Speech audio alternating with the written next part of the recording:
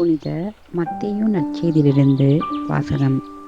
திருவசனங்கள் 29 தொடங்கி 37 முடிய.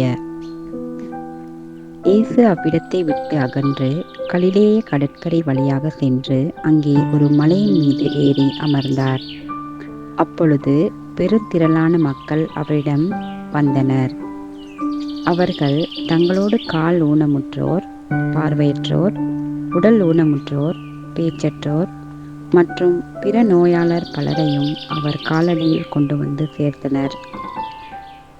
அவர்களை அவர் குணமாக்கினார்.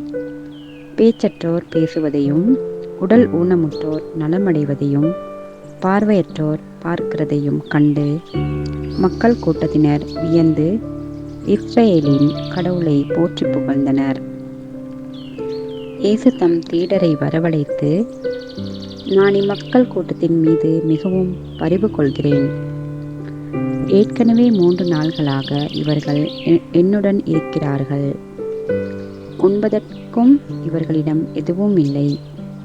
இவர்களை பட்டினியாய் அனுப்பிவிடவும் நான் விரும்பவில்லை. அனுப்பினால் வழியில் தளர்ச்சி அடைந்து விடலாம் என்று கூறினார்.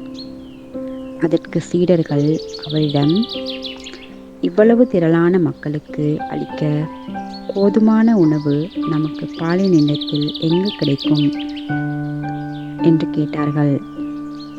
இயேசு அவர்களை பார்த்து, உங்களிடம் எத்தனை அப்பங்கள் உள்ளன என்று கேட்டார். அவர்கள், 7 அப்பங்கள் உள்ளன, சில மீன்களும் இருக்கின்றன என்றார்கள். தரையில் அமருமாறு மக்களுக்கு அவர் கட்டளையிட்டார். பின்பு அந்த 7 அப்பங்களையும் மீன்களையும் எடுத்து கடவுளுக்கு நன்றி செலுத்தி விட்டு சீடர்களிடம் கொடுக்க அவர்களும் மக்களுக்கு கொடுத்தார்கள். அனைவரும் வயிறார உண்டனர். மீதியாயிருந்த துண்டுகளை 7 கூடைகள் நிறைய எடுத்தனர். இது கிறிஸ்துவின் நற்செய்தி. கிறிஸ்துவே உமக்கு புகழ்.